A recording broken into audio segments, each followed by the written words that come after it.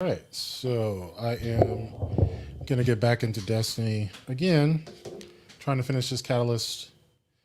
Yeah, I'm probably gonna be listening to some audiobooks too, so I'll put it on. I still haven't figured out how to get my audio through.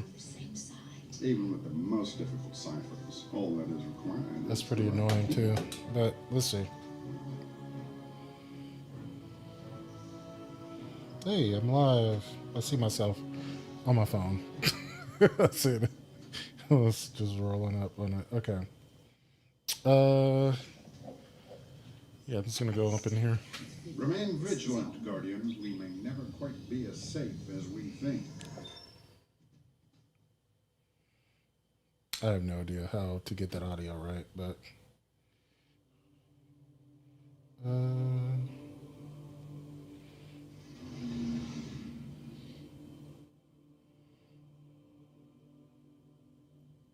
this is just some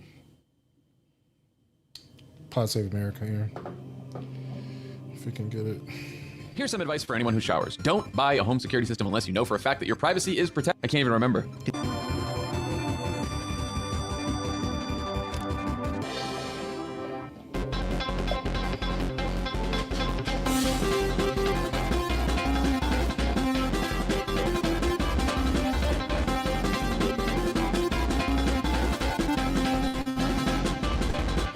Welcome to Pod Save America. I'm John Favreau. I'm Dan Pfeiffer. On today's show, Republican cancel culture comes for the Cheneys. Mark Zuckerberg's private Supreme Court upholds Facebook's decision to suspend Donald Trump for now.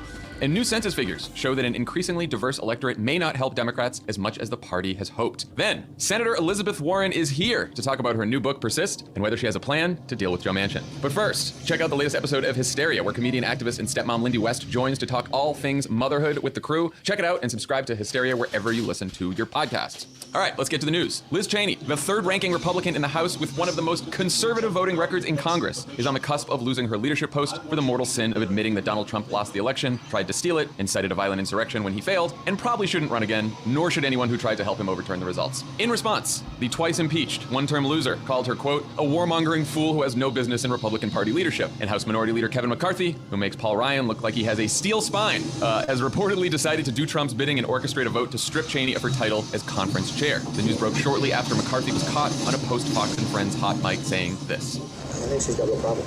I've had it with her.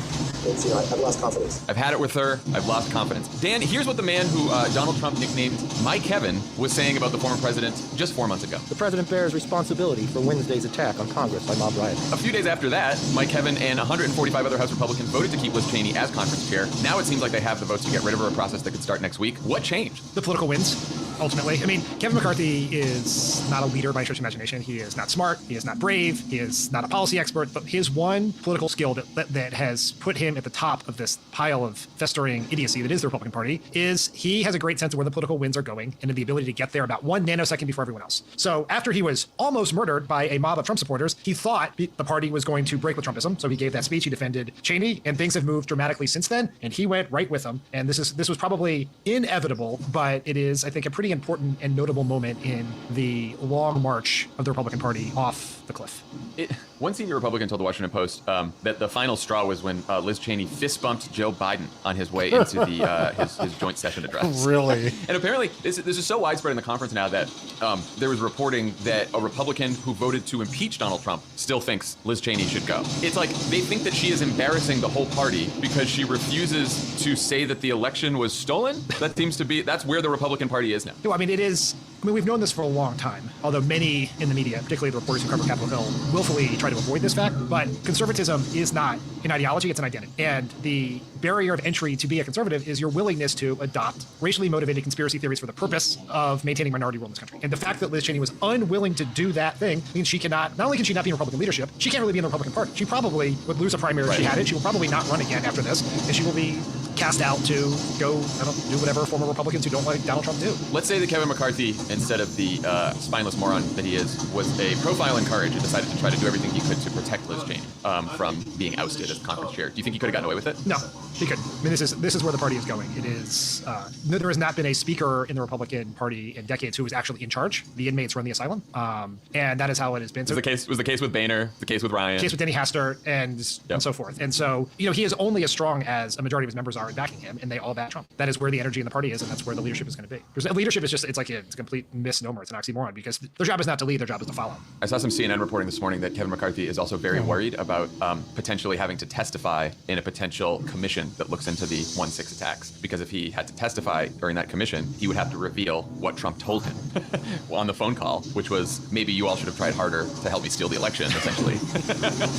and maybe someone would have played the clip that we just played where he criticized Trump a couple days after the attack. He doesn't want to. He wants to pretend that never happened. So he's also worried about himself here, which is also why. But one of the other sins of Liz Cheney is apparently pushing for this commission to investigate the January 6th attacks, and she wants the commission to be made up of an independent group that's not members of Congress, so that politics doesn't completely get in the way. And she also wants them to look only at the 1/6 attack and not at the protests following George Floyd's murder, which is apparently what her colleagues in the House want the commission to look at, as well as the 1/6 attack. I mean, everything is because it really this is, I guess, how you would think about the Republican Party, which is if Liz Cheney had fist bumped Joe Biden in the mouth, she'd be running for speaker right now. But because she just fist bumped him in some affectionate way, she's got to leave the party. That's the difference. So, what do you think it says about the House Republicans that they're so quick to get rid of someone who voted with Donald Trump 93% of the time and has a lifetime score of 80% from the American Conservative Union? It's that Republicans stand for nothing. There is no policy agenda. There is no ideology. There is just your willingness to embrace Trumpism. And I don't even think about it so much about Donald Trump the person. We'll talk about that. Basically, that's sort of the theme I think runs through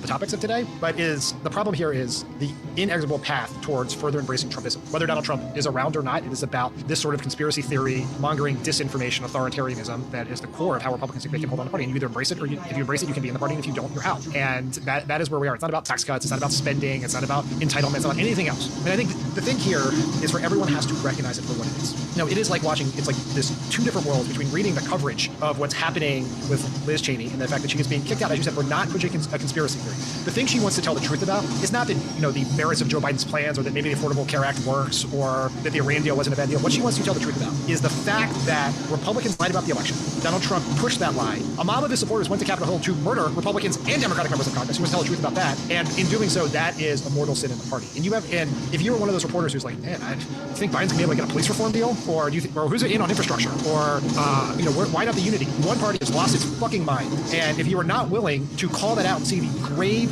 dangerous threat that represents, then you shouldn't be covering politics. You shouldn't be talking about politics. You should be involved in politics, because you're missing the forest for the trees. We know this. We talk about this on this podcast all the time. But this should be one of those moments where the daughter of a two-term vice president, who was essentially the avatar of neoconservatism, gets tossed out of the party. Mitt Romney, the 2012 nominee of the party, also a member of sort of Republican royalty, gets booed off the stage at a convention in Utah, not Massachusetts, Utah. That is a sign of something deeply sick in the party that is a threat to democracy, not just to Democrats or anyone else. It has to be covered as such, discussed as such.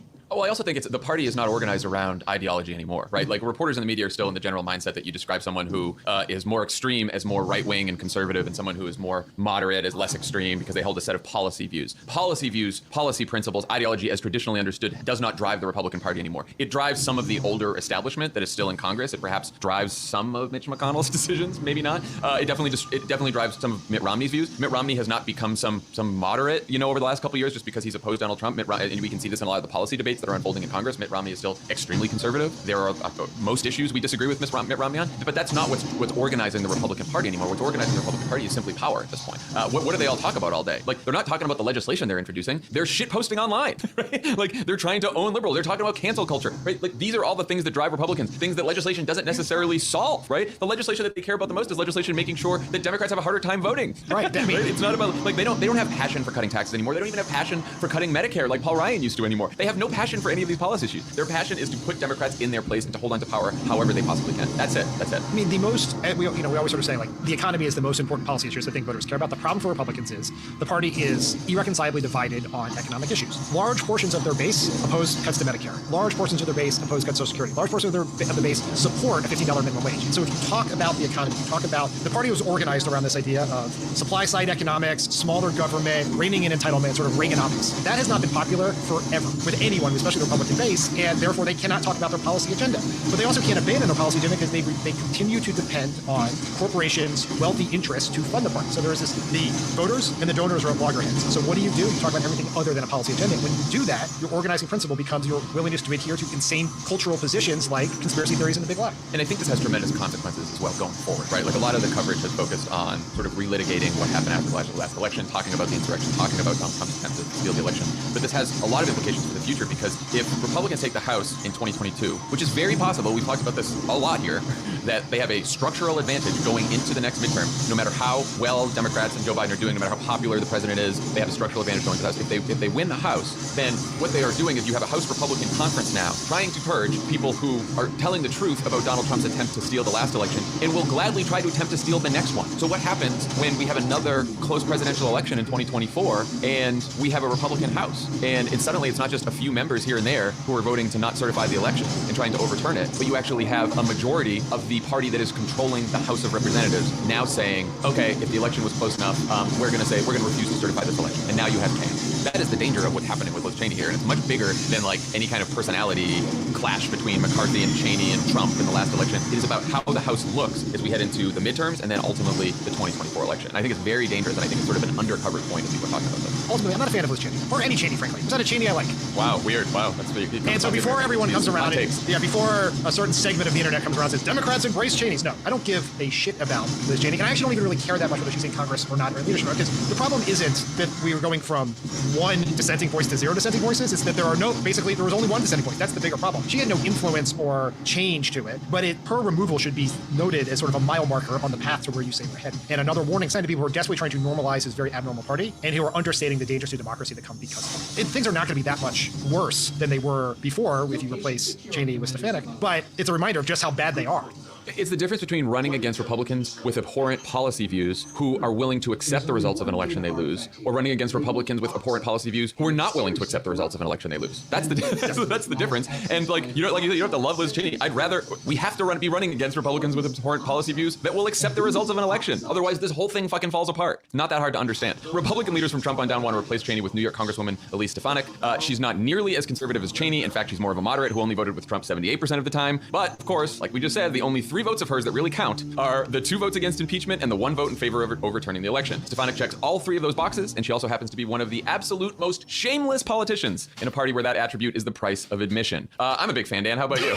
Yeah, I mean, really a emerging star in the Republican Party. She is the biggest fucking phony. I mean, Elise Stefanik, first of all, I know people who knew her at Harvard. She was friendly with Pete Buttigieg at Harvard. She's part of that class. She was a moderate. She had like co-authored an op-ed with Jean Shaheen once, right? She's just a moderate person. Like, what does it say about the Republican Party that a moderate Harvard grad decided that her best career move was to try to help Donald Trump steal an election? I mean, it says everything about the Republican Party. Think about, just as always, to understand what a politician's going to do, you got to look at their incentive structure. Barack Obama won her district in 2012. Donald Trump won it by double digits in 16 and 20. Then you add on top of that she had this sort of moderate persona. She had no real juice in the Republican Party. She got a lot of like profiles from Politico and others, but in terms of actual power and influence, basically none. And then it's not just that she voted against Trump's impeachment, it's that she put on a performance defending Trump at the impeachment hearings that caught the attention of Trump and Trump world. And then she raised $1 gazillion right afterwards, and she became sort of a star of the MAGA movement and sort of doubled and tripled down on that because she was chasing the attention, the clicks, the donations, and that's where all of the incentive goes. And it's not if you're thinking this in pure nihilistic, terrible cynicism, it's not a crazy choice because now she's about to be the number 3 person in power. No, and if she had gone the other way, she would be probably already announced her retirement from Congress because she was about to be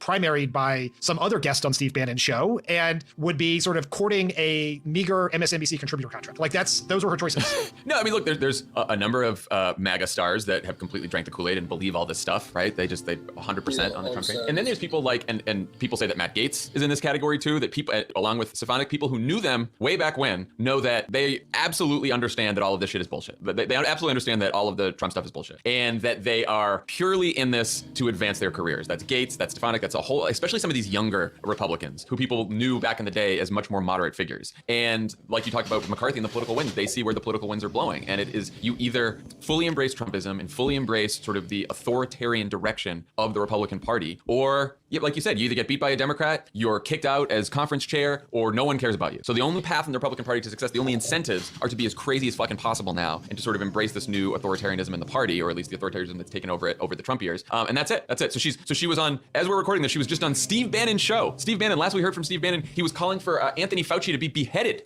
That was the last we heard from Steve Bannon. Elise Stefanik is on his show this morning. She was out there saying that 1 in every 4 votes in Fulton County were fraudulent in Georgia. 1 in every 4 votes. That's what she's saying. She knows better than that. I think when you sort of look back at people like Elise Stefanik, you look at someone named like Adam Putnam. So Adam Putnam, for those who don't know, was this Republican congressman, conservative by the Cheney definition of conservative, who was elected at a very young age, worked his way up in the Republican Party to leadership, left, ran for statewide office in Florida, became Secretary of Agriculture, Agriculture Commissioner, whatever it's called, with the goal of running for governor when Rick Scott was done. He had the support of all the establishment. He had his whole career, his whole life to run for governor of Florida. He was a Trump skeptic establishment Republican, conservative, Heritage Foundation conservative. Ron DeSantis runs one ad where he basically sucks up to Donald Trump, does this ad where he teaches his kid how to say MAGA and all this other stuff. Trump endorses DeSantis, Adam Putnam's career is over. So you're Elise Stefanik, you're a young person trying to make a career in the Republican Party. You look at that and you say, I got one choice and one choice only, and that is to embrace Trumpism, or I'm going to end up doing something else. And that is where we are. And it's sort of this is about more than her. It's about where the party is going, where all the incentives push it. Yeah. So one thing that is slowing Trump down is the fact that he's been banned from most social media platforms. On Wednesday, Mark Zuckerberg's private Supreme Court, because that's part of our dystopia now, ruled that while Facebook is justified in suspending Donald Trump's account in the wake of the January 6th riot, the company has 6 months to set clearer standards for this type of action and decide whether to set a specific timeline for Trump's suspension or to just shut down his account permanently. The Oversight Board, which Mark literally calls his Supreme Court, we're not just making a joke here, is a Facebook-funded 20-person global committee of experts in areas ranging from free speech to human rights and journalism. Facebook isn't legally bound to their decisions, though they say they are bound by the rules that they have all made up. But the Oversight Board did write that in this case, quote, if a head of state or high government official has repeatedly posted messages that pose a risk of harm under international human rights norms, Facebook should suspend the account for a period sufficient to protect against imminent harm. So, Mark's Supreme Court threw it back in Mark's lap. What did you think of the decision? Were you surprised? I was amused because Facebook went through this, as you point out, this incredibly elaborate, intricate process to basically slough off responsibility to someone else so that you can, because Mark Zuckerberg's goal, I think, is to anger no one, but in reality, is just to anger everyone. So he's like, let someone else make the decision. This board that was created and organized and funded and all of this elaborate rules, like it was the fucking Constitutional Convention. And then they were just like, nope. And they threw the hot potato back slap, and now he's got to make the decision again. So that was, I guess, enjoyable. But it was a punt, right? Everyone punted. Zuckerberg punted to this fake court he created. They punted back, and we're going to be right back here in some number of months waiting for a decision to come. What do you think about this oversight board on a scale of how bullshit it is? On the scale of whether it's completely bullshit, but that's not really the point. If your company is big enough to create a global Supreme Court akin to the United Nations, your company is way too big to be held account and should be broken up. Our country now has 2 Supreme Courts. We got the Roberts Court in D.C., and then we got the Zuckerberg Court in Menlo Park. Yeah,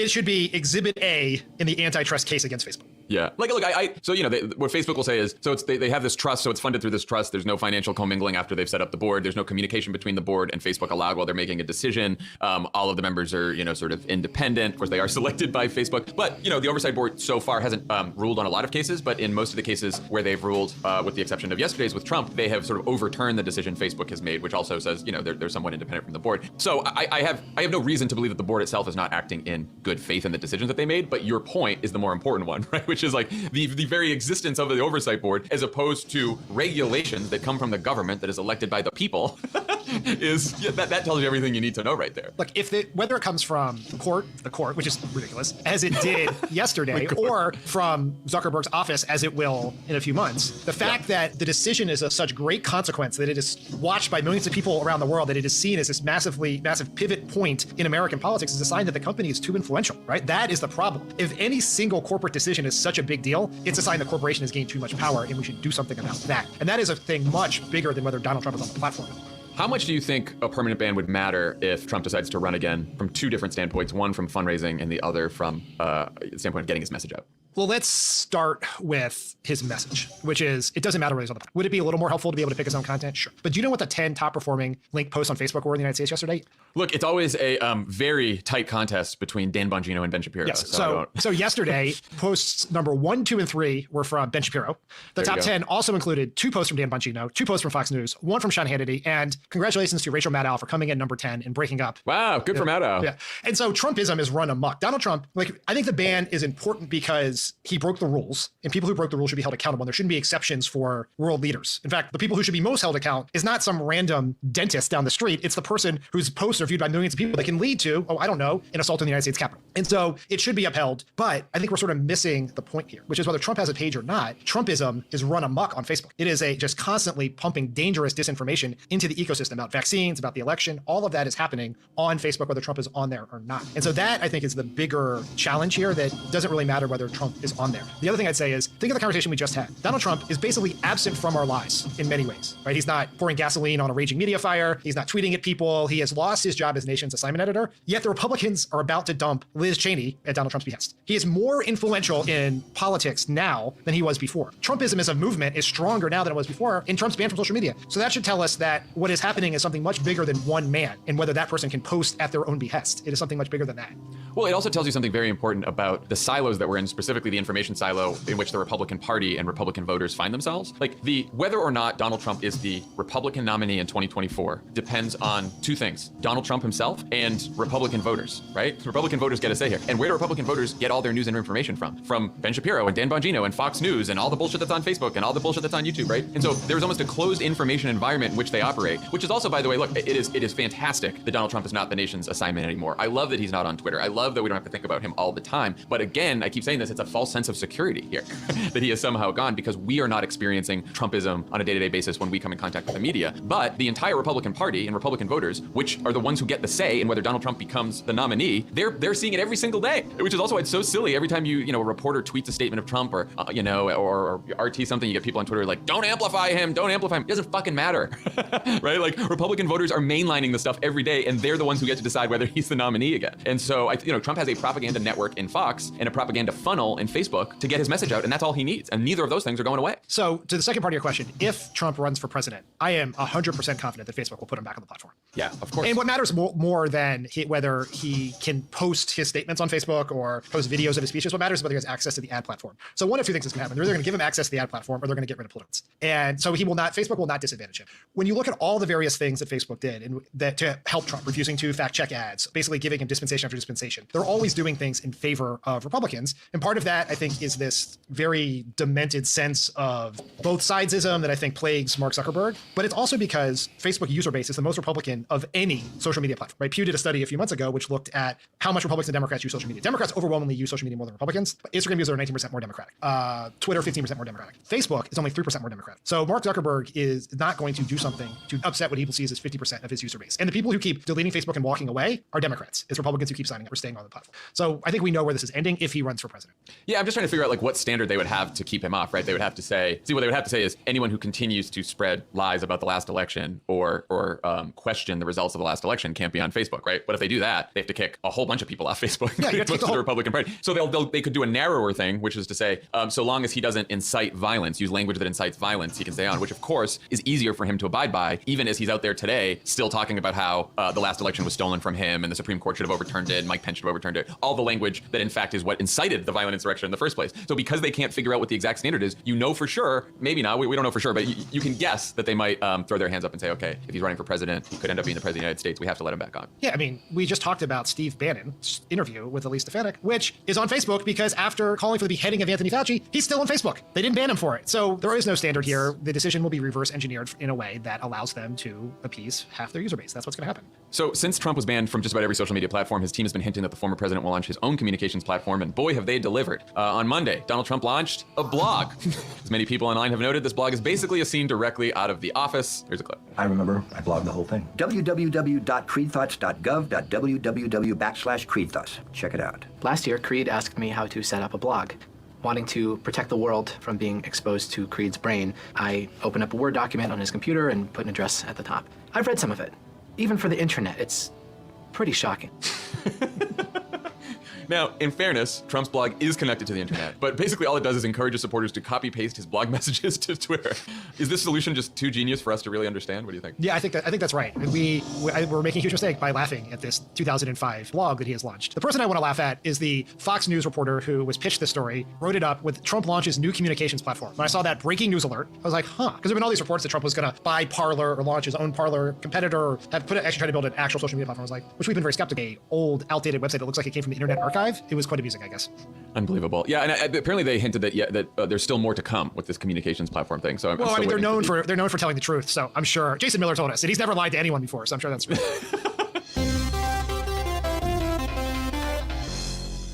Pod Save America is brought to you by Tommy John. Spring cleaning time. If it's not supporting you, it doesn't belong in your life. That means it's time to spring fling away your last year's stretched out underwear and step into some new Tommy John's hammock pouch underwear. That's the title. That's just what it's called. When you're wearing Tommy John's hammock pouch underwear, you're that much more comfortable, so you can do everything better. That's why Tommy John doesn't have customers. They got fans. Fans that call Tommy John's hammock pouch one of life's greatest inventions. Comparing it to a hammock seems aspirational, but go on. With dozens of comfort innovations, once you've tried Tommy John underwear, you're never going back. Love it? Did you? I thought you were on the verge of a joke there. I was trying to think of other funny things to talk about vis-a-vis hammocks and innuendo, but nothing came to mind. Maybe you'll get there. We got some I don't know. We're working together. Do you ever notice? You ever see me think of a joke and not say it? Does that ever happen? Only because I was speaking too fast and rudely interrupting you, and I don't Never want to do stopped me that. before? I don't want to do that. You do interrupt a lot. People on Twitter, like an air mesh interior hammock and moisture wicking fabric with 4 times the stretch of competing brands, with over 13 million pairs sold. What? With over 13 million pairs sold, balls across America love Tommy John underwear because everything stays in place. No more flopping, sticking, or chafing. What is that? Who wrote that? Love it. Did you write that into the ad copy? I've just never heard the ad. This is our first ad from the perspective of testicles. Balls across America? No wonder Barack Obama and Bruce Springsteen didn't do the ad reads for Renegades. Cowards. Read your own ads. Yeah, read your ads. I was hoping to hear him read a Tommy John ad. Tommy John underwear has a non-rolling waistband for the perfect fit. The legs never ride up, and you're covered with Tommy John's. The money's good, isn't it, Bruce? Read the ads. Best pair you'll ever wear, or it's free guarantee. Right now, you'll get 20% off your first order at TommyJohn.com/crooked. That's 20% off your first order of underwear and loungewear at TommyJohn.com/crooked. TommyJohn.com/crooked. See site for details. Pod Save America is brought to you by Quip. Fill in the blank. Brush, floss, and then gargle. Do the crossword as part of an unwinding routine. Neither of you got it, but Tommy was pretty close. If you didn't say rinse, you may not be getting a complete Same clean. deal. That's the same thing. I'll give it to you. Mouthwash is a key part of your whole mouth's health because it gets between teeth to kill bad breath germs and help strengthen enamel. Thankfully, the oral care experts at Quip created a super simple way to make mouthwash part of your daily oral care routine. You know Quip, the makers of the electric toothbrush and floss you hear about all the time from us. Well, they've launched a new mouthwash to help you complete your clean. Complete your clean, is that a thing? Plus, it comes with a refillable dispenser that's delightful to use and sleek enough to fit on any bathroom counter. Look, it's a great dispenser. They said describe the dispenser in your own words, so I use the word. It's very sleek. No, it's but they're cool. right. It's modern. It is very sleek. It looks like it could be on the space station. Yeah, so some of the Jetsons Yes. use, you know. Very topical, timely. Is that a very Yeah, timely thank you. reference? Something Good. sleek and modern like the space station. Shit's old. Nixon knew about it. It's not sleek and modern if Nixon was like, yeah, do it. Yeah, make space boring, but just as expensive. I'm in. Quip mouthwash kills bad breath germs, helps prevent cavities, and leaves you feeling fresh thanks to a formula that gives your mouth everything it needs and nothing it doesn't. Their 4 times concentrate has fluoride, Okay. xylitol, and CPC, but they left out the artificial colors and stinging alcohol you'll find in. All right. Let me see what I got left. Boy.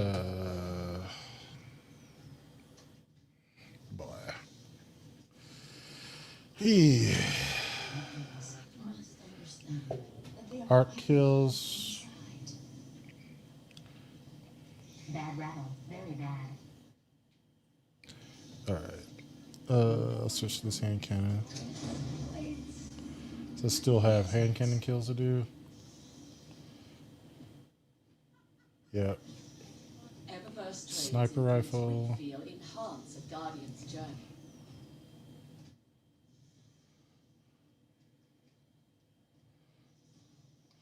Yeah, okay.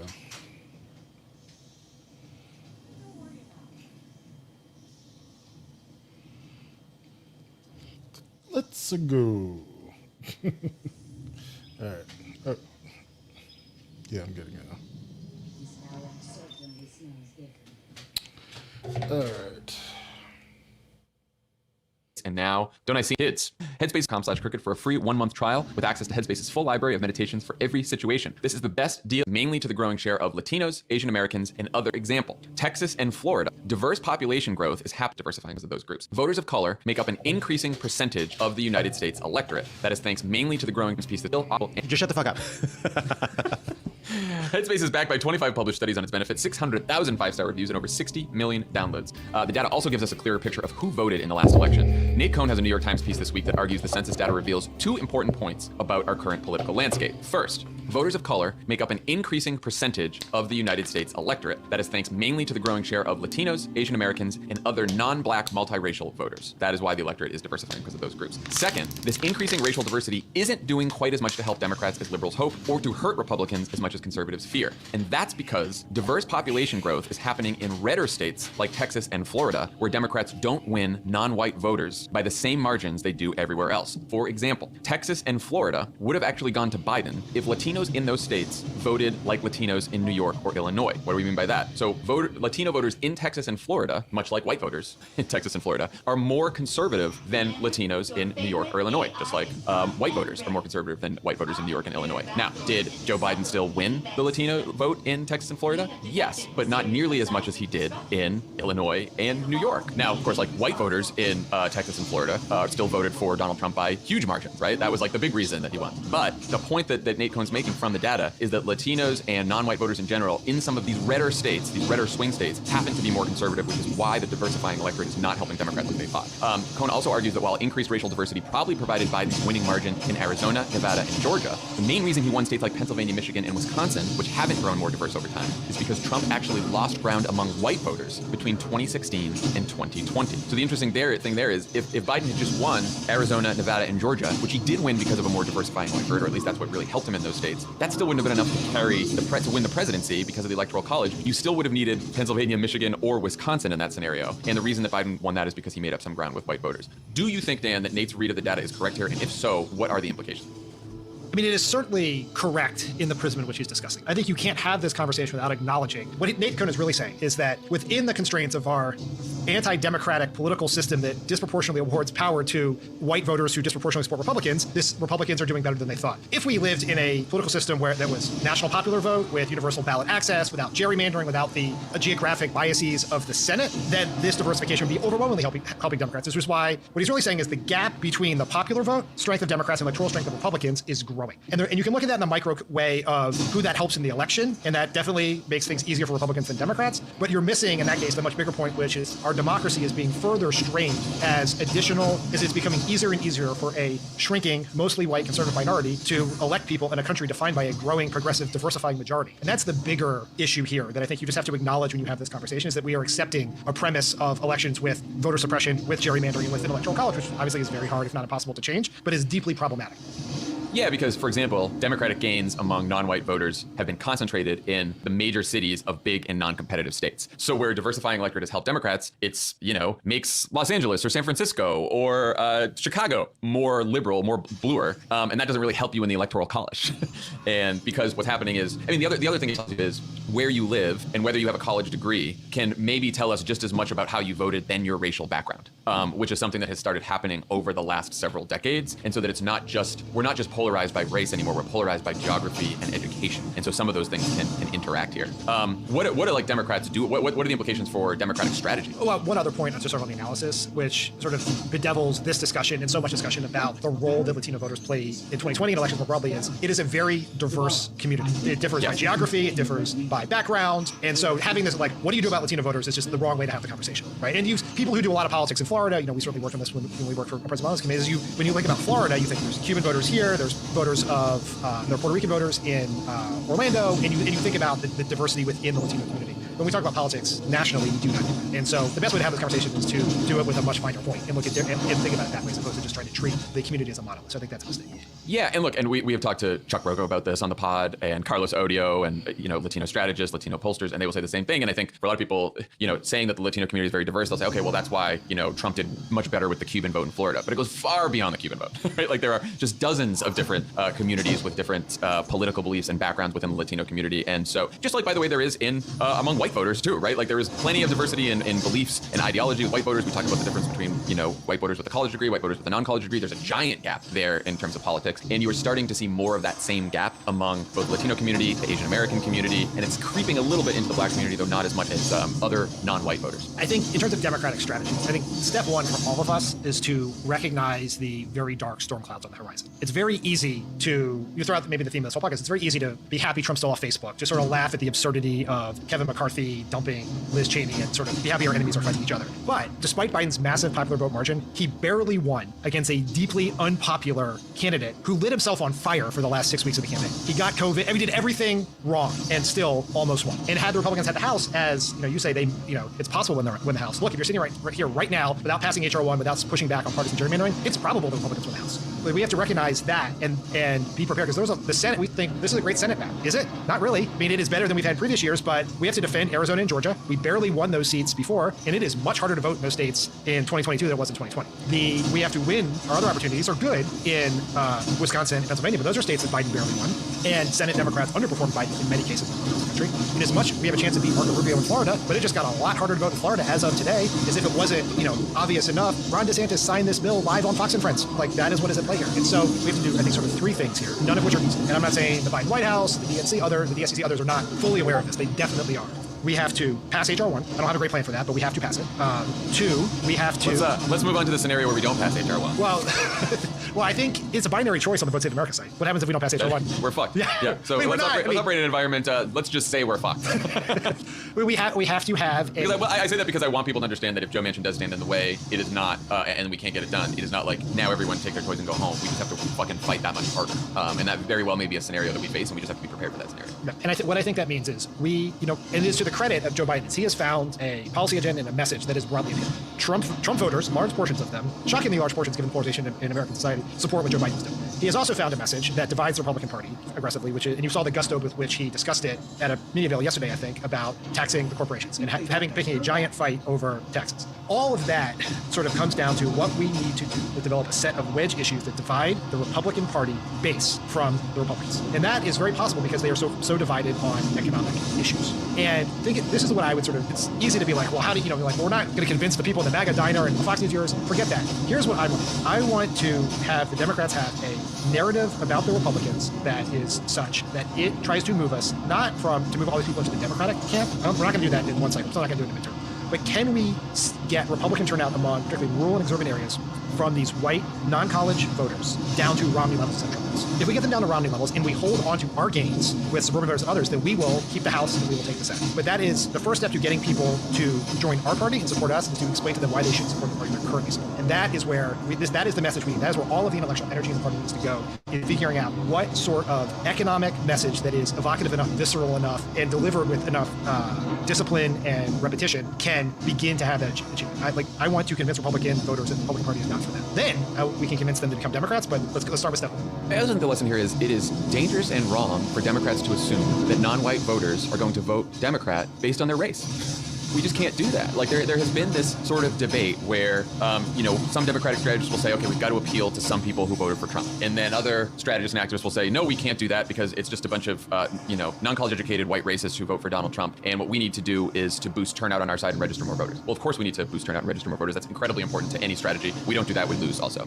But behind that is this idea that if we have the more diverse party and we have a diversifying electorate, that new Latinos who are in the electorate, new Asian Americans, new non-white voters, if we just sign them up and they vote, they'll automatically vote Democrat. And that's just not the case. You still have to make a case to these voters. You still have to persuade them to vote Democrat. And the fact is, as we've seen from this data and from the last election, as you go further south, as you go into these Republican states, you get more conservative attitudes from some non-white voters. Now, are Democrats still winning the Latino vote? Yeah, they're still winning 65% of the Latino vote, probably they did in 2020. That's great. Latinos in general are still voting Democrat. That's fantastic. But take, Biden wins Georgia, Arizona, and Nevada, right? And he wins those states partly because of a diversifying electorate. Well, we just said those states aren't enough to hit 270. So you got to win Wisconsin, Pennsylvania, or Michigan. Now, let's say you look at those 3 states and say, you know what? Those states aren't diversifying. It's too hard. There's too many non-college white voters here, the Republicans. We just can't persuade them. They're just too Trumpy. Let's give up. So what's the next state you have to win to get to 270? Then you got to win Texas. What happened in Texas in 2020? What happened in Texas in 2020 is that Joe Biden improved his performance over Hillary's among white voters, specifically college-educated white voters in the suburbs. But he did worse than Hillary among a lot of Latino voters in Texas, because Latino voters in Texas don't think like Latino voters in Illinois and New York, because it's a diverse community. And so you got to go as a Democrat and make the case to those border communities that voted for Donald Trump by huge margins. And you have to treat them just as you would every other voter. And this is what we mean when we say that voters, you shouldn't divide voters into turnout targets and persuasion targets. Every voter is a persuasion target. And,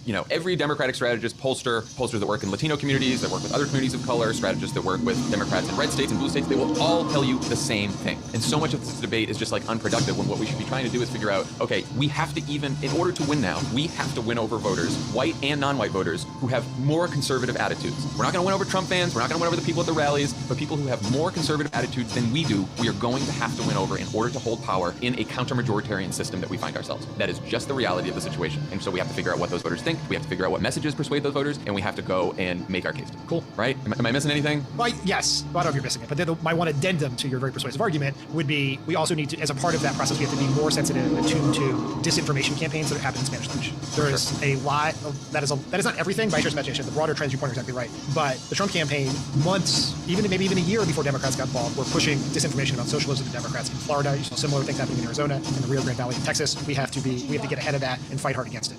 Absolutely. All right, when we come back, my interview with Elizabeth Warren. Pod Save America is brought to you by Brightland, a California-based company that offers fresh, pure olive oils and vinegars made only from the freshest local harvest, never overprocessed, and without fillers or artificial preservatives. Look, you're like me, you love olive oil. There's a lot of inferior olive oil out there, but you didn't know that. Some olive oils are actually blends made from inferior or old oils. I don't want old fucking oil. I want new oil. I don't want my oil damaged by exposure to light, heat, or air, or made with fillers. That's why here at Pod Save America we use Brightland. It only works with small, California-based farms that handpick their olives and discard any damaged fruit. Their farms are free of herbicides or pesticides that harm workers and the planet. Only the most recent olive harvest goes into Brightland oil, and each bottle is labeled with its harvest date. Oils are pressed within hours of harvest for the freshest flavor. Brightland oils are shipped right to you in specially designed reusable bottles to protect the oils from UV light and damage, and they use sustainable packaging for shipping. If you love to cook, Brightland has you covered with the Duo, a well-rounded pair of olive oils that will elevate any dish. The Duo consists of Awake and Alive. Awake is an olive oil full of robust flavor that works well with breads and hearty soups. Alive is a smoother olive oil perfect for roasted vegetables and salad. We've used both here in the Favreau household. Love Brightland. We've been using it on, little burrata prosciutto plate. Sprinkle some Brightland on that. That's delicious. Must be nice. Emily made some bruschetta the other night. Tommy Oh, I did. Bruschetta. What did you think? Tommy, did you even know that you were eating Brightland olive oil? The oil was fantastic. The rest is so-so. Just kidding. Wow, that's I'm joining Love in the Doghouse. I'm joining Love in the Doghouse. No, I actually commented at the time. Of laughing together or showing up in ways like Secretary Madeleine Albright did, they are significant. I will note there are other ways that we can cultivate humor even though we're not physically close. There's nothing I enjoy more than a little country humor. For example, Ronald Reagan was known to have essentially a signature story or jokes that he kept in just like a little piece of paper. He kept with him all the time. One of the great things about having you here is that I get to tell a farm joke. And so these are one-liners that he would say in context where he was giving big speeches or even on the phone, and they would inevitably always crush. And then he would just write down what the title of that joke or story was. There was an old Kansas farmer there. He had a piece of creek bottom land that had never been developed at all. It was all rocks and brush, and he started in on it, clearing it, then cultivating the soil there, and he planted a garden. It really became a garden spot, and he was pretty proud of what he'd done. So one Sunday morning, he asked the preacher if he wouldn't stop by to have a look. And he took one look, and he said, "Oh, this is wonderful." He said, "These are the biggest tomatoes I've ever seen. Praise the Lord." Those melons, he said, "The Lord really has blessed this place. And look at the height of that corn." He said, "The God has really been good." And the old boy was listening to all this, and he was getting more and more fidgety, and finally he blurted out, "Reverend, I wish you could have seen it when the Lord was doing it by himself." That simple, classic way of using humor and understanding that humor can disarm and move goals forward is so important. When we come back, we explore the psychological effects of humor and examine techniques used by professional comedians. You're listening to Hidden Brain. I'm Shankar Vedantam. Support for Hidden Brain comes from Progressive Insurance, where customers save an average of more than $750 when they switch and save. Visit progressive.com to get your car insurance quote. It only takes about 7 minutes. National annual average auto insurance savings by new customers surveyed in 2019. Potential savings will vary. Support for Hidden Brain comes from St. Jude Children's Research Hospital. When a family gets the news that their child has cancer, you make it possible for St. Jude to take care of everything. The families never receive a bill. And that means all they have to worry about is getting their child well. St. Jude won't stop until no child dies from cancer, but they can do it without your help. Visit stjude.org/won'tstopnow today, and when you become a partner in hope, you'll get the new We Won't Stop t-shirt. Again, that's stjude.org/won'tstopnow. This is Hidden Brain. I'm Shankar Vedantam. Behavioral scientist Jennifer Archer has studied the effects of what she calls the humor cliff. Many of us sharply cut back on laughing as we joined the workforce in our early 20s. In her new book, Humor Seriously, co-authored with Naomi McDonough, Jennifer examines the effects of the humor cliff. Losing out on years of laughter means more than missing out on fun. We miss out on all the psychological and professional benefits of humor. Jennifer, life is tough for lots of people. It's filled with pain, with adversity, sometimes with tragedy. And a lot of these people might say, it's all well and good for a Stanford professor to tell me to laugh more, but I don't find much in my life to laugh about. What would you say to them about the role that humor can play in giving us perspective about our own problems? It's such a good question. The reality, though, is that we can't afford to be humorless. We're in the midst of a mental health crisis. Rates of depression are unparalleled, and social isolation is piling onto, increasingly stressful work conditions. We're working with, our families in environments where stress is high, and none of this is funny. And yet, your and your company's greatest self just might be humor. Yeah. It's interesting. I think a lot of us confuse the importance of levity with the idea that it undermines the issue of gravity. That you can't, in some ways, have levity when you're talking about issues that are very serious. But when we think about the best, memorial services, for example, when someone has just died, many of the best memorial services often have an element of humor. I'm thinking about the incredible eulogy that the basketball star Shaquille O'Neal offered after the death of...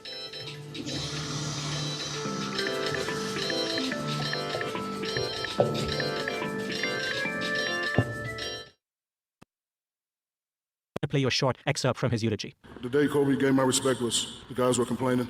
Said, Shaq, Kobe's not passing the ball. I said, I'll talk to him.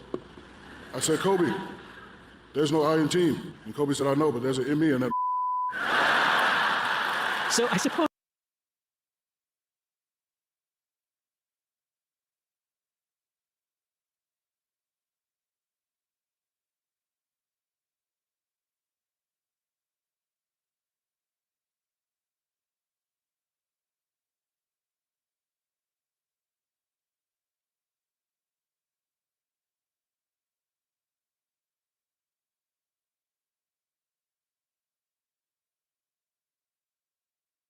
All right, so I finished my catalyst, I think, for the heir apparent, and I guess I need to just complete it. I don't know. Do I have to get kills with the gun? Probably. I don't know. I'll have to see.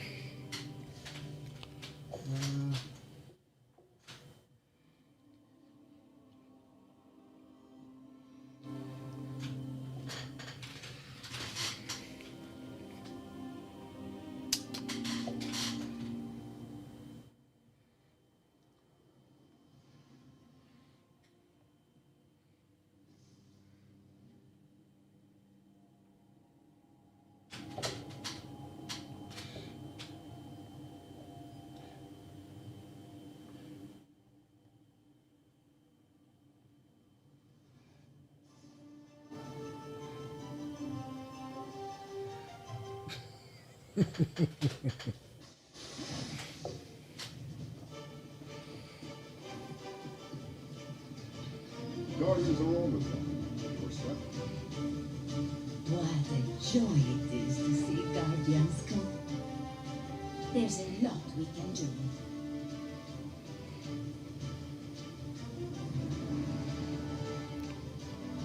Good luck, Guardian.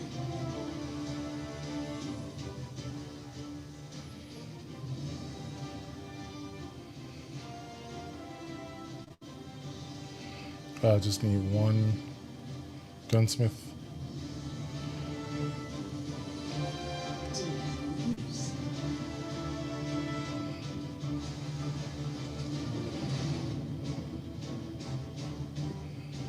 I mean, I could put on little factions or...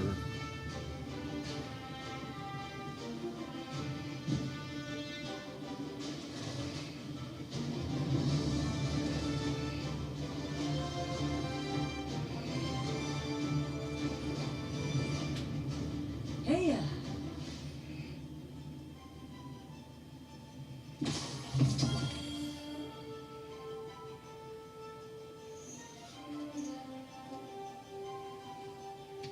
good call with that one. Careful out there. We had clans in the city when I was a kid.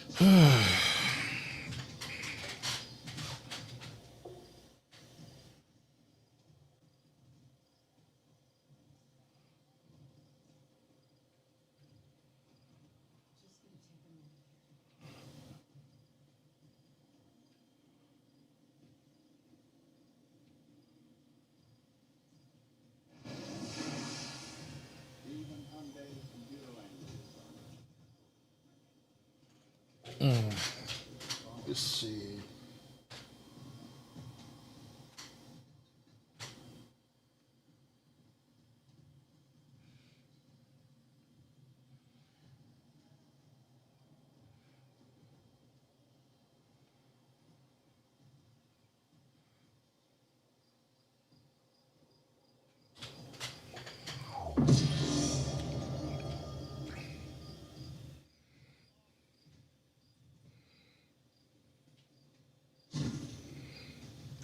God.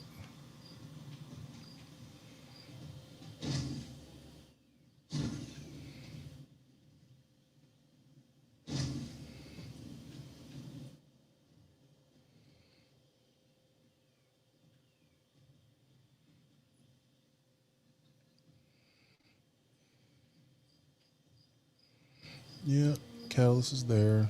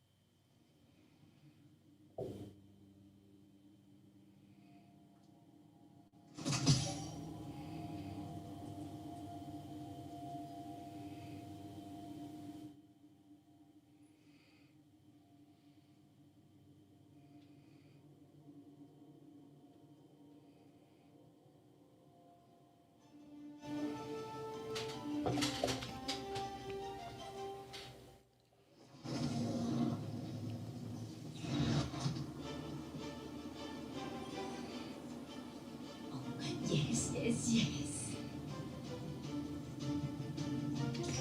You.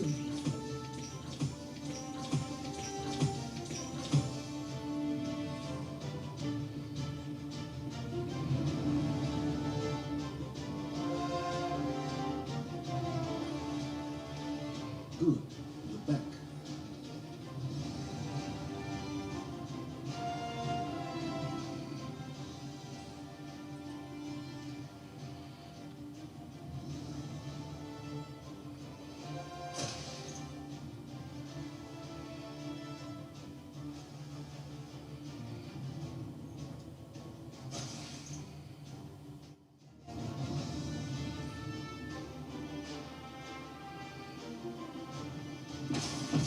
Congratulations on your performance in the Guardian Games.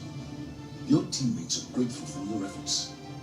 That competitive fire, I know, will always show strong, whatever the outcome. However, now that we've united the town with a much-needed break, it's back to business. Hidden reports from Vex sectors grow more troubling by the day. Whatever they're planning, I know we can overcome it, as long as we stand together.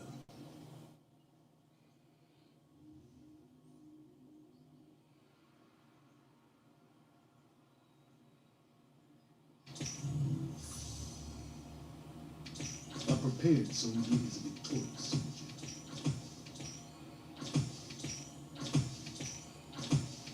Requisition approved.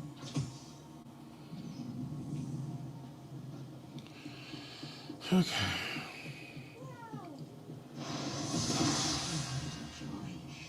Get. Let's see.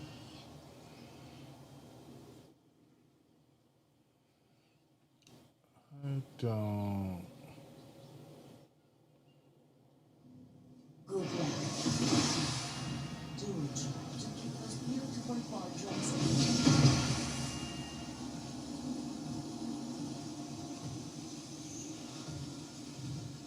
I was just... Oliva's got something special for you.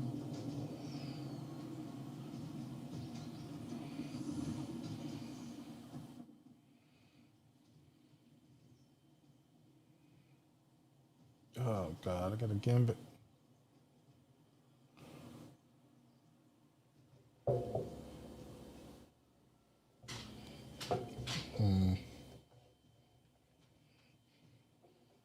Just say.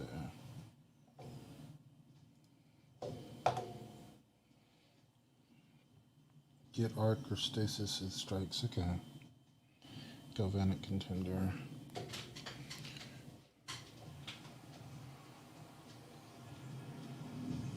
We feel so much safer with you Titans out there.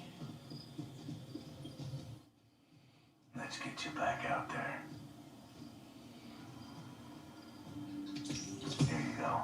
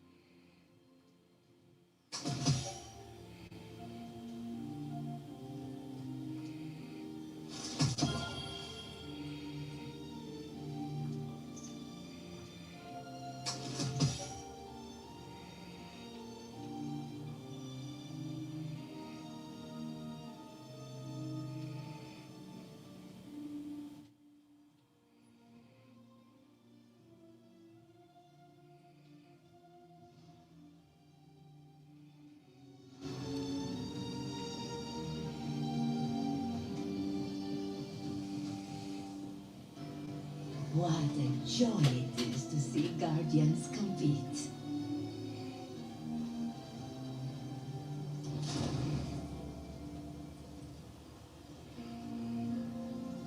Another Golden Age blueprint for interplanetary orbital sails.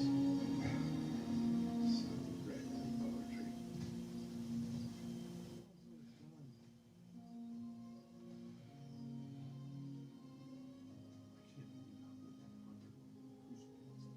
Did you miss me?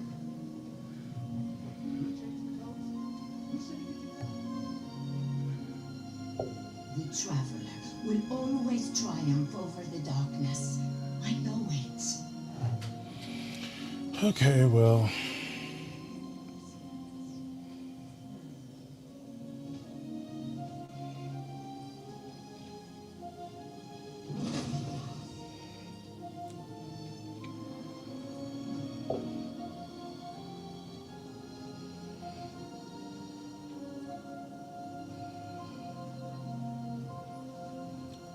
We've had quite the year, haven't we?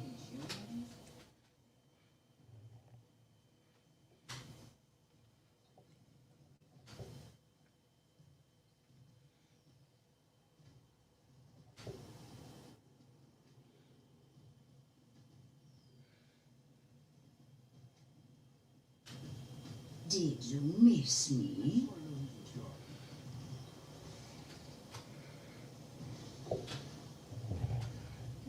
It's just wonderful to be back. I missed you all so much.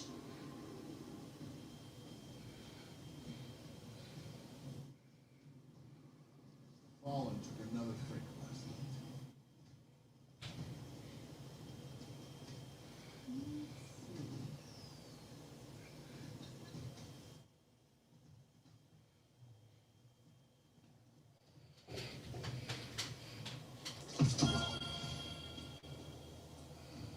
Remember, my friend, we are strongest together. The oldest encryption methodology sometimes contained the greatest treasures, and sometimes, well, no.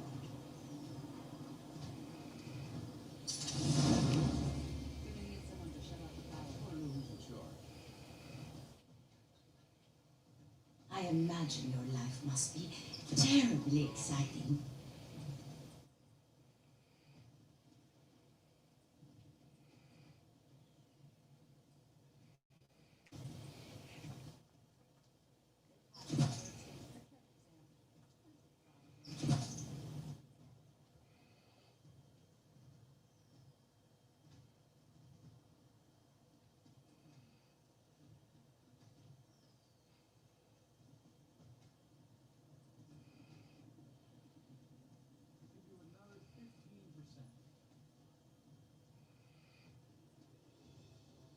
If you're here for shakers, I'm afraid you've come to the wrong place.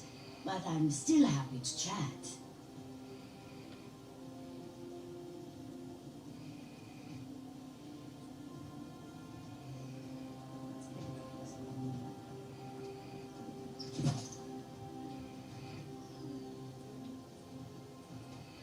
Just browsing, are we?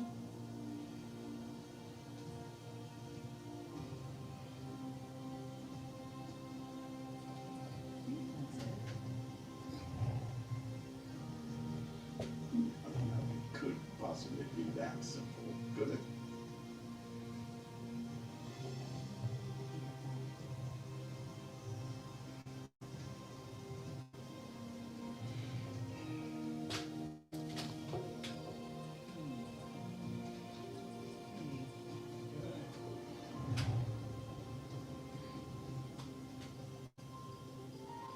Experimenting with darkness is a dangerous path. I don't know that it is worth the risk.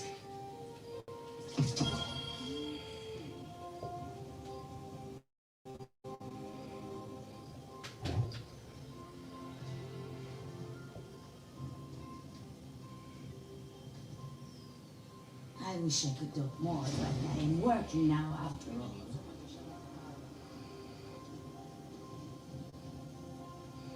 Remember, my friend, we are strongest together.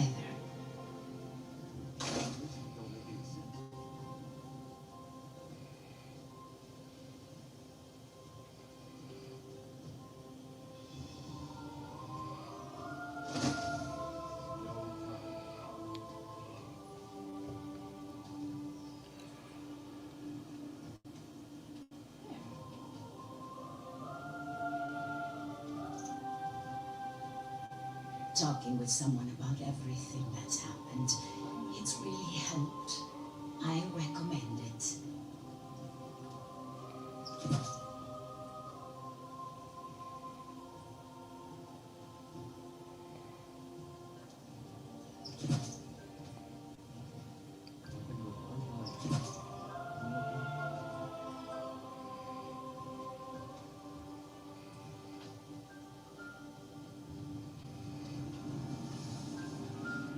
Goodbye, dear. What cipher is this?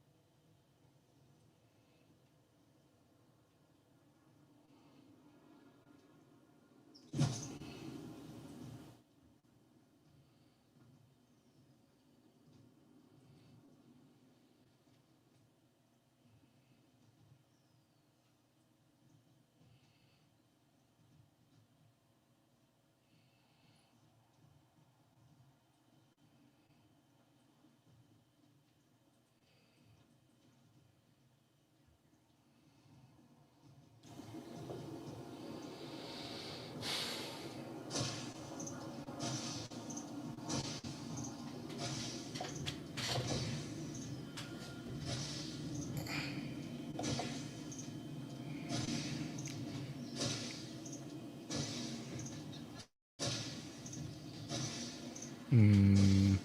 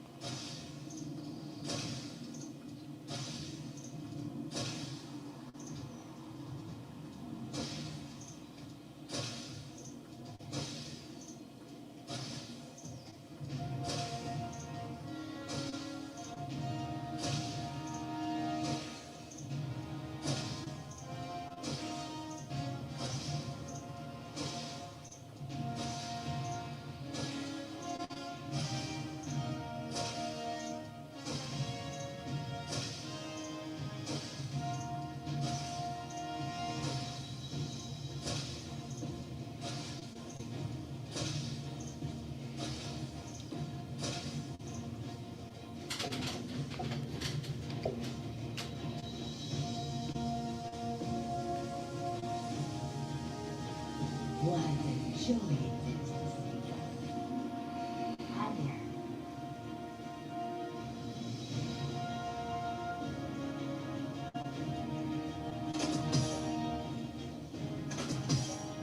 All right. I guess I'll go run some strikes now. Fucking man. Grounded. Stasis arc.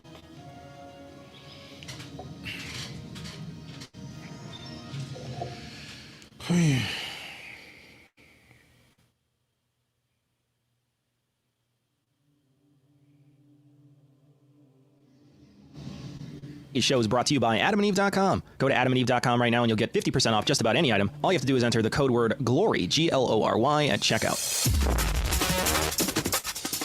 Be advised, the show is not for children, faint hearts, or the easily offended. The explicit tag is there for a reason.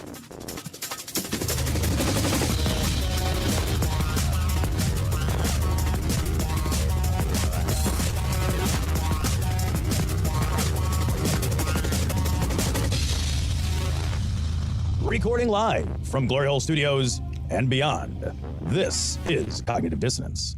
Every episode, we blast anyone who gets in our way. We bring critical thinking, skepticism, and irreverence to any topic that makes the news, makes it big, or makes us mad. It's skeptical, it's political, and there is no welcome mat. This is episode 575, if you can believe that shit. And we are joined this evening by Cara Santa Maria, host and creator of the Talk Nerdy to Me podcast. You may also know her from Skeptic's Guide to the Universe, and I think you've got a few other projects rummaging around in there. Oh, always too many projects. So last time we had you on, Cara, we spoke. It was in December. It was in December of 2016, right after Donald Trump was elected, and he hadn't even been inaugurated yet, and we were already talking about a post-truth ecosystem. That was one of the things that we really spent a lot of time on. We've gone through 4 years of Donald Trump, and is it as bad, the ecosystem, the information ecosystem, the sort of the post-truth, what we were talking about post-truth, is it as bad as you thought it would be right now? Yeah. I mean... I gotta tell you, like, if you had said no, I'd have been like, I'm gonna leave this call because I don't live in the same world you live in right now. It's pretty fucking bad. Like, I don't know what to say it's pretty fucking bad. Yeah. It is as bad. I think actually, it actually is maybe starting to get a little bit better. It's hard for me because I'm a coastal elite, right? I live in Los Angeles and I see the LA, vibe. That said, I'm born and raised in Texas and my parents still live in Texas. So I get reports back from the front lines on a regular basis. Now, do they live in blue Texas or red Texas? Because Texas is fairly divided, urban centers versus rural, right? Right. They live in purple Texas. So they're in the suburbs of Dallas. And my mom is quite progressive. She wasn't always, but she definitely is now. My father is a Trumper. So it's, yeah. Oh, that's gotta be so weird. You gasped. That's gotta be so weird. Yeah, it's weird. It's really weird. Like, come on. It's crazy. He sent me a birthday card last year. So my birthday is October 19th. So it was right before the election. And he sends me a birthday card that said, don't worry, you'll live through another 4 years of Trump, just like I lived through all of Obama. Oh. And I'm like, oh yeah, it must have been so hard for you living through Obama. Pretty much the same I don't remember celebrating Obama's 4th year with an insurrection, but sure, okay, that's fine. Yeah. So there's that. And like, come on, how savage. That's his birthday card to me. I guess that's true That's too. rough, man. It's so crazy how much politics is like. Politics used to be like polite people don't talk about their politics. That was like how I grew up. Like religion and politics and money, you don't talk about them. Like, in a polite conversation. And now it's like fucking happy birthday. And you better vote for the people I vote for. And you get like everything has just gone insane. It's just and wow. it's definitely been a difficult source for me because I think my father is one of those classic individuals who Robin DiAngelo is writing to in White Fragility. One of these people who doesn't identify themselves as racist, who doesn't identify themselves as part of a white supremacist movement, but definitely benefits from it, definitely is on the same side of the aisle as it. And there are times when the confronting nature of his ideology is too much. So we'll get in these text arguments and it's really, really tough because he'll spend a lot of time being like, your father's not racist. And I'm like, I just feel like if you spent the same amount of effort in trying to defend why or how you're not racist in working on your implicit racism, that the world would be a better place. But that's the first hurdle is just getting to, because like I can sit here as a white liberal who studies social justice and diversity in my PhD in existential psychotherapy and say, of course I'm racist. I live in a racist system and I've internalized all sorts of racist ideologies that I'm actively fighting against, and I take an anti-racist stance. But until people can recognize that, holy shit, they're just part of the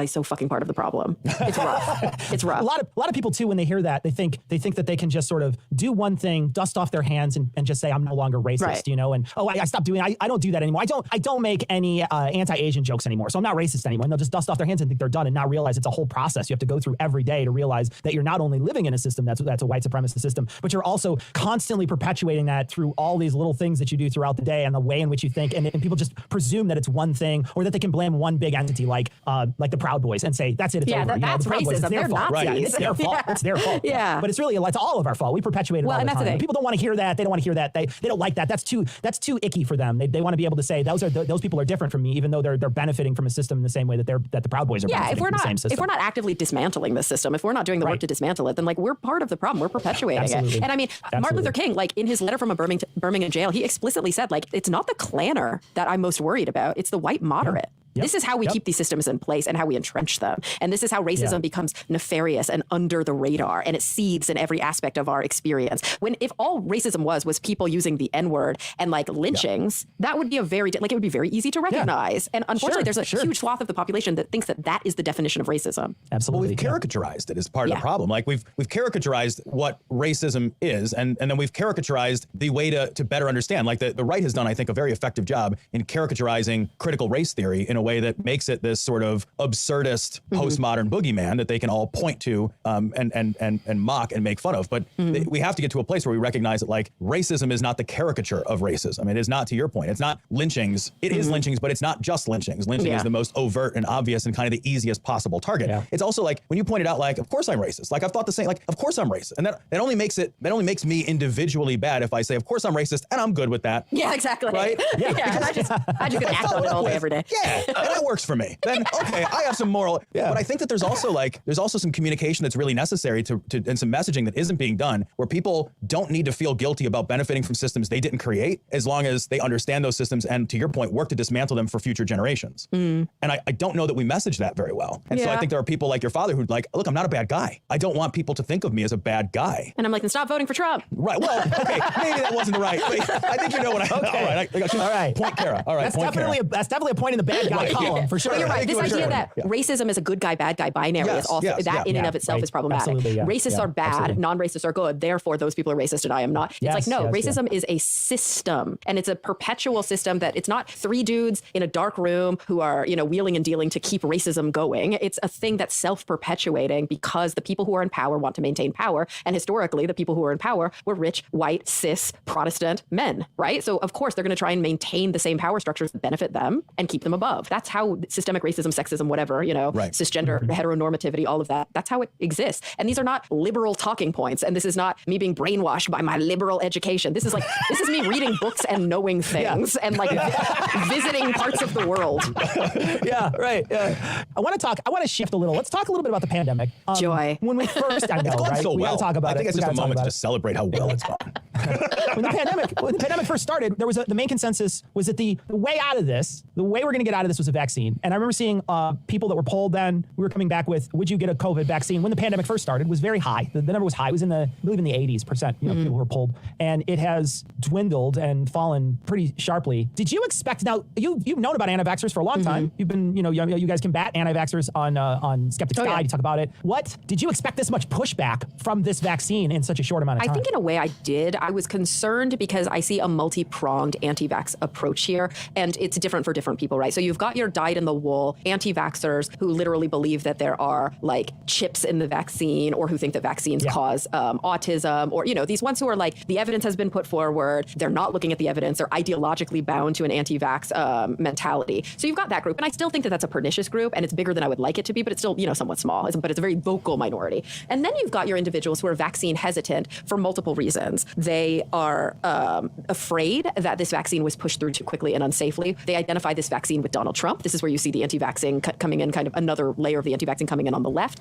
You see individuals who are vaccine hesitant purely because they are afraid of vaccines, or they're afraid of side effects of vaccines. And I think there's a legitimacy, a certain level of legitimacy to somebody who is needle phobic, or somebody who is like, I heard from all of my friends that they got brutally ill after their second shot, and I'm freaked out to get my second shot. Or I heard that it caused a lot of soreness, and now I'm afraid of that soreness. Or I am diabetic, or I have these other problems. What will a vaccine do to me? So I think a big part of this has been fucking horrible public messaging. Just failures left and right in public science messaging. And I think that it kind of combines and convalesces with, your illegitimate anti-vax rhetoric, and it sort of just like enmeshes in a really complicated way with some more prudent paranoia that individuals have, where if they had the right information put in front of them, those fears might be assuaged. And that's why we're seeing that some of the best sources of turning somebody from being vaccine hesitant to wanting to get the vaccine are their individual physicians. Unfortunately, a lot of people don't have primary care physicians. You know, there's a large swath of the population that doesn't get regular health care.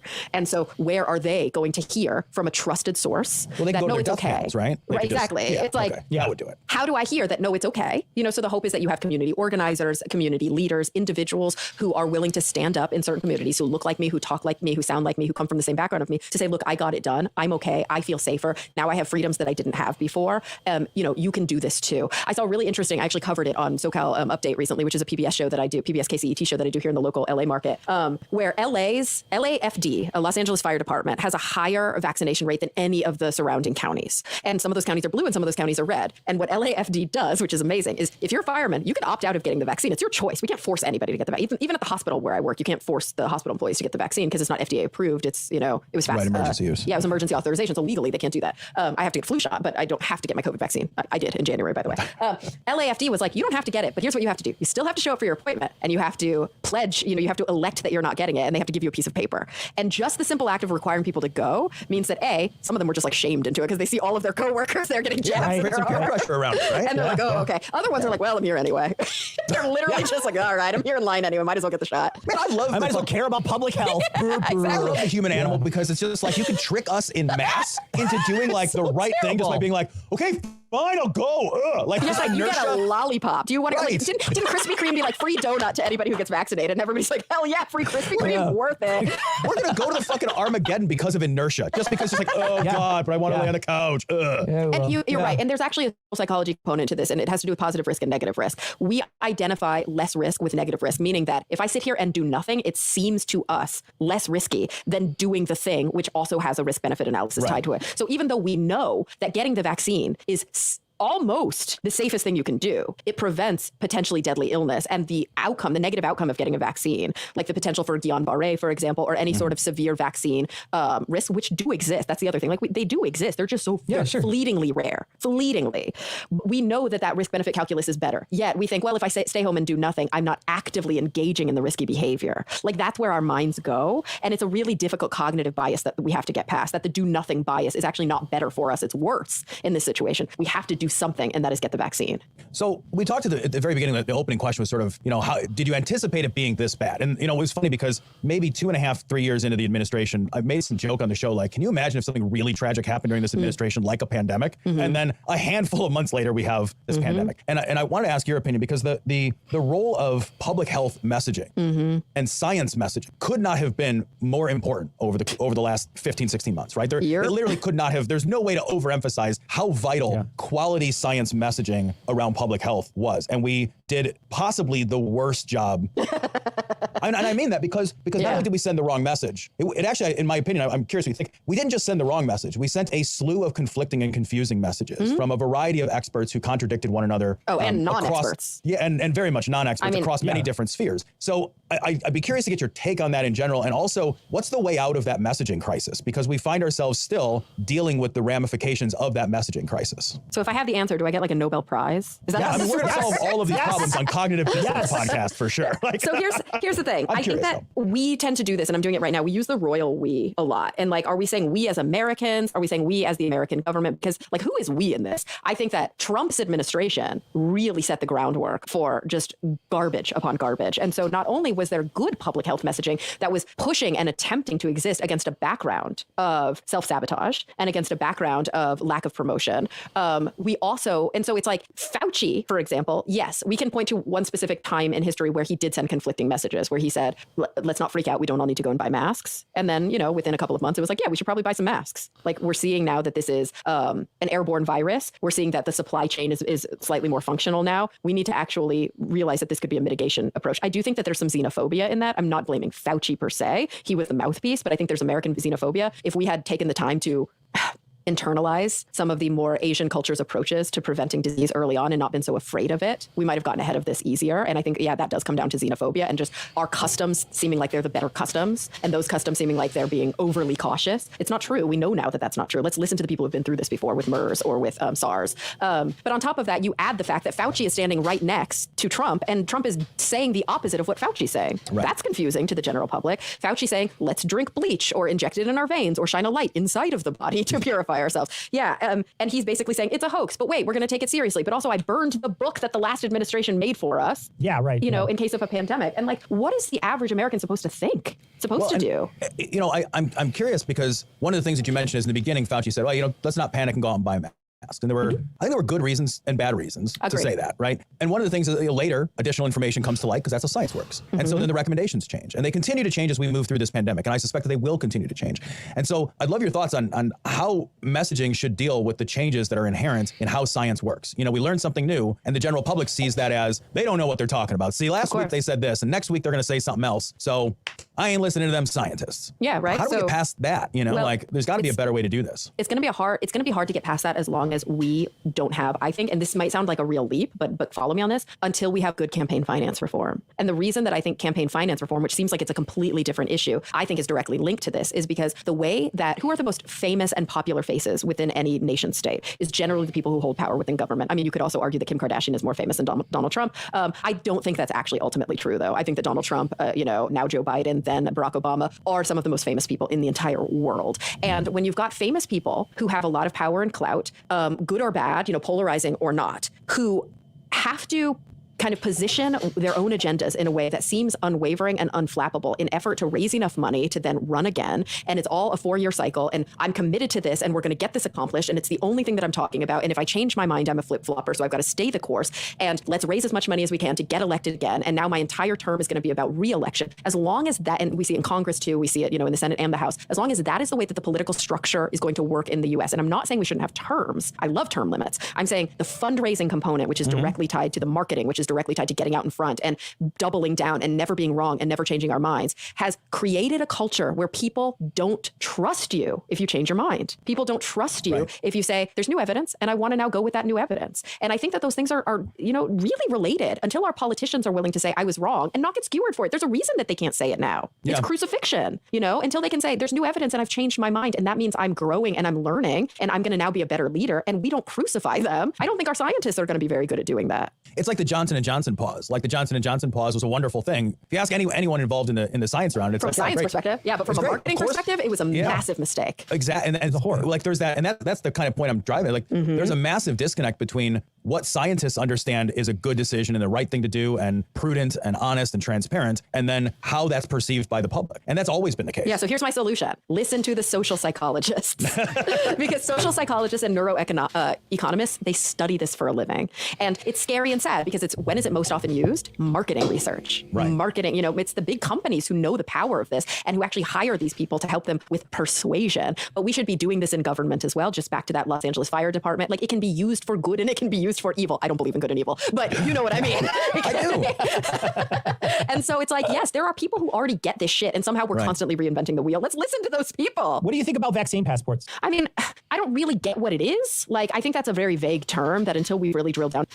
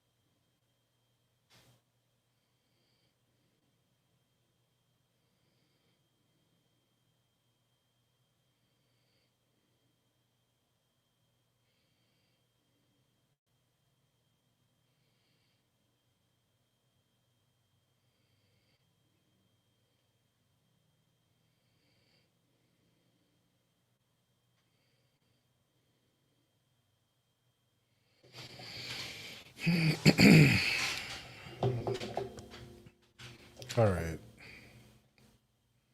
I guess I should end this.